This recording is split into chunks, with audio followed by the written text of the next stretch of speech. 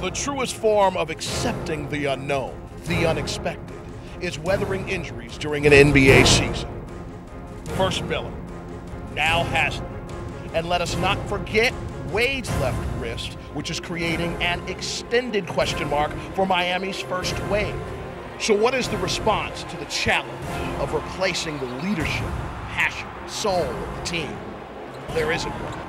But each player can focus on production. Collectively, we'll have to step up and replace that toughness and rebounding. To move onward, sometimes the thing to do is look inward.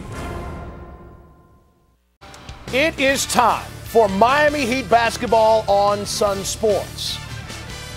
Sometimes you have to hit the floor down a man, sometimes more than just one. But the schedule does not care. The games continue. The Pacers are in town, and the Heat will take the floor. That man, Dwayne Wade, will be on the floor for the Heat as they compete tonight. Good to see number 3 back on the floor. He seemed to be right at every spot the team needed him to be. That second quarter, he came in and created havoc. He hit 5 of his 10 offerings, had a nice big 3 along the way. How about 6 rebounds from the little guy to go with his 5 assists and 13 points? Everybody in the Pacers organization will tell you that he has been professional about his situation. It seems like at every stop that TJ goes to. This matchup tonight, believe it or not, with Dwayne Wade. Brandon Rush had 20 points, 7 rebounds, and 4 assists. How about 9 for 15 from the floor? And he did it in a lot of different ways. He had back cuts to the rim. He made show and go escape dribble on a jump shot. He had runners in the lane. You know, excellent guy moving without the ball. His teammates found him, and it seemed like everything he threw up tonight seemed to go in. And then you mentioned Danny Granger, the all-star from last year, played 39 minutes, their leading scorer for the last 3 years, 20 points, 11 rebounds. He was only 6 for 21 from the floor, but he made 4 threes, and he seemed to make a basket every time he seemed to get close. He was in the mix, and that's what leading scorers do. So Danny Granger with another good night. Didn't have any spring in his legs tonight.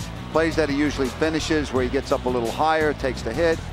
He was trying to do a little too much at times, trying to help this team out, and just struggled a little bit. I think the fact that he had a sore wrist and tried to play led to some of those tough situations for him, because his left hand was not as strong catching the ball and maybe, you know, trying to make good passes, and some of the judgment wasn't there.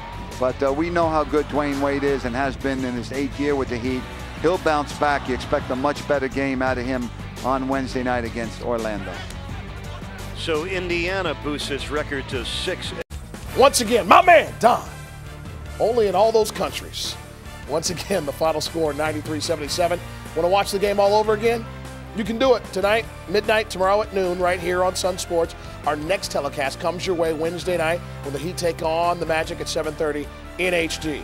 This has been a presentation of Sunsports, your exclusive home for Miami Heat basketball. For E. Reed, the coach, Joe Go, I'm Jay Jax. Good night. Final take. Come on.